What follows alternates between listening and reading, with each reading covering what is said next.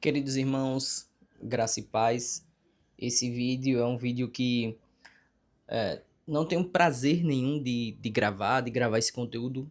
Geralmente, uma das alegrias da minha vida é poder compartilhar algo da palavra de Deus, alguma questão relevante, algum assunto que nos tocou durante a semana, mas especificamente hoje é um dia que eu não estou satisfeito em gravar, porque se tem uma coisa que toca profundamente na minha vida é questões com crianças. E isso balança as minhas estruturas, isso me tira um pouco do eixo, isso me deixa um pouco sem saber de fato como reagir. E esse vídeo é um pouco espontâneo, mas quando acontece alguma coisa no nosso dia a dia, na nossa sociedade, algo que vai trazer impacto no mundo, no Brasil, até mesmo onde nós residimos, eu acredito que é algo que tem também uma aplicação teológica, um ensinamento bíblico que nós possamos trazer, além de tudo que já foi comentado a respeito de todas as coisas que saem aí na mídia, né? A palavra de Deus, ela tem sempre um retoque final, a palavra final sobre tudo. Não sei se vocês estão por dentro, provavelmente sim, porque foi um caso com muita notoriedade, de um secretário municipal de Itumbiara, acho que é assim o nome da cidade, Itumbiara, isso mesmo. Ele descobriu a traição, ele desconfiou que sua esposa estava te traindo e ele contratou detetives particulares para poder tirar a prova dos nove, saber se realmente ela estava traindo ou não. E foi descoberto que sim, que ela estava traindo. Ele então gravou um vídeo se despedindo de todos, se colocando como um bom pai, um pai que tentou fazer de tudo para manter a sua família, que era o bem mais precioso para ele e tudo mais. Atentou contra a vida dos seus dois filhos, certo? De menores, obviamente, crianças, e depois atentou contra a sua própria vida. E a tragédia foi muito grande a ponto de, no velório das crianças, a mãe ela não pôde ficar até o final porque ela foi muito hostilizada, porque ela traiu o marido e resultou em tudo isso. E aí ficou um debate. Quem de fato é o culpado por toda essa situação? É a mãe que começou essa tragédia por meio da traição? Ou é o pai que não suportou o fim de um relacionamento e atentou contra a vida de pessoas inocentes que não tinha nada a ver com a história? Ou todos são culpados? Como que fica tudo isso? O que eu quero falar com vocês hoje, irmãos, é que o debate ele começa para além de toda essa questão de quem é ou quem não é culpado. Isso nos mostra que a queda do homem lá em Adão, ela é real. A queda do homem é real. Quando Adão peca e Deus diz que por meio desse pecado a morte entrou no mundo, a morte se faz presente agora no mundo, é uma situação de fato real. O que aconteceu, o ódio que se acendeu no coração do Thales, que fez com que ele atentasse contra seus filhos a fim de punir a esposa que o havia traído. Veja se você consegue entender. O ódio que ele passou a nutrir pela sua esposa infiel foi maior que o amor que ele tinha pelos seus filhos. E ele se deixou levar por esse ódio. Mas eu sou o Thales, você também é o Thales, e esse pecado original cometido lá por Adão, que desencadeou em toda a humanidade, ele corre nas nossas veias. O motivo de nós não sermos o Thales na prática, ou a esposa do Thales com a questão da traição na prática, é porque a misericórdia de Deus está sobre as nossas vidas. O nosso coração e a maldade do nosso coração, ela é refreada pelo próprio Deus, de forma que nós não podemos atingir a nossa capacidade máxima de mazelas, de maldade para com o outro e para com nós mesmos, porque a mão de Deus está sobre nós, porque nós temos potencial infinito de praticar maldade por causa do pecado original. E junto com o pecado original vem a depravação total. Todos nós somos totalmente depravados.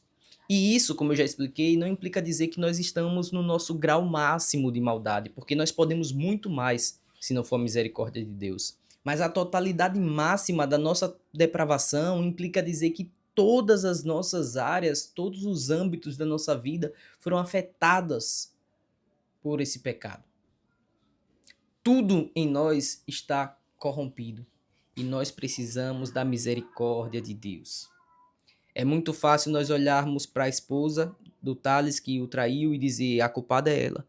Ou é muito fácil nós olharmos para o Thales e dizer o culpado é ele.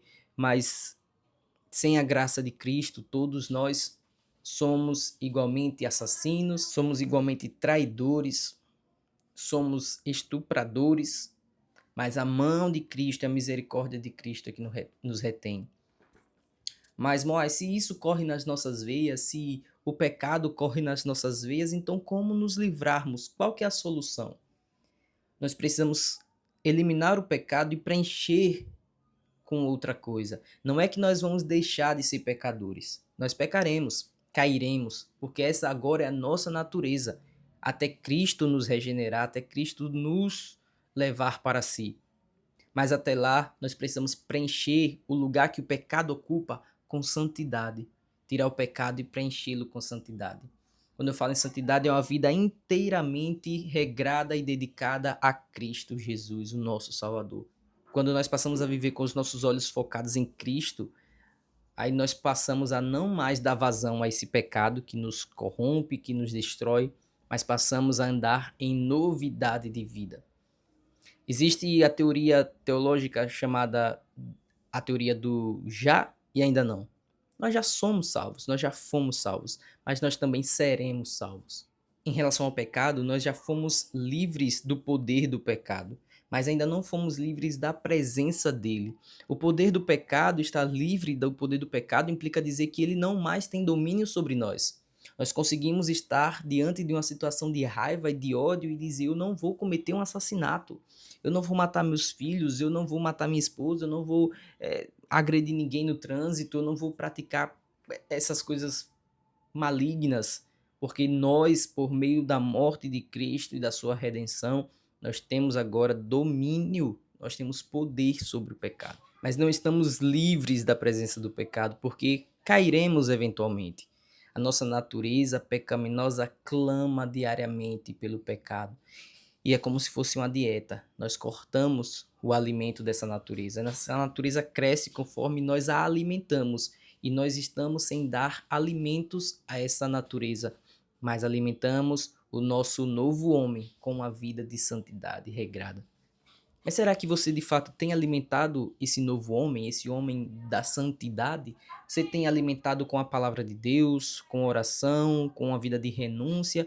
Ou você tem vivido práticas que, para o seu ver, é comum, mas que resultam em alimentação do velho homem, que é o homem capaz de cometer qualquer dessas pecaminosidades? Quem você quer deixar sobreviver na sua vida? Não é fácil, mas é possível. Jesus nunca te chamou para ter uma vida fácil, para viver um cristianismo que é fácil, que você veio para Cristo e agora seus problemas estão resolvidos. Pelo contrário, você veio para Cristo e agora você tem mais 300 problemas a mais do que o que você já tinha. Então é uma vida muito difícil de se viver, mas é possível. Em Cristo é possível. E se você tem olhado para si, se você tem examinado seu coração, examinado a si mesmo e tem entendido que você não tem vivido a vida inteiramente para Cristo, você tem vivido pecados muitas vezes ocultos, que não trazem vergonha, assim como a traição da esposa do Thales trouxe vergonha para ela e para toda a família, como lidar com isso? Mas talvez o seu pecado seja um pecado oculto. E aí talvez seja muito mais fácil de você fingir ser o crente e estar na igreja e levantar as mãos e tudo mais, quando o seu pecado é oculto. Mas o que você olhe para si mesmo, você olhe para dentro de si e entenda: eu preciso de uma mudança. O meu pecado oculto também é sinal da queda, também é sinal da depravação total. É sinal que eu preciso ser regenerado, é sinal que eu preciso de um Salvador. E vou buscar até o fim esse encontro com Cristo. Se você sentiu isso no seu coração, Cristo já te encontrou aí mesmo onde você está. E a partir de hoje você pode viver uma vida completamente diferente. Que Deus abençoe a sua vida. Um forte abraço. Ore pelos parentes do Thales, pela esposa que ficou, pelos seus sogros, pelos seus pais, pela dor que aquela cidade está sentindo, que o Brasil está sentindo e, sobretudo, que aquela família está sentindo. E que eles encontrem consolo no Espírito Santo de Deus. Deus abençoe a sua vida. Forte abraço.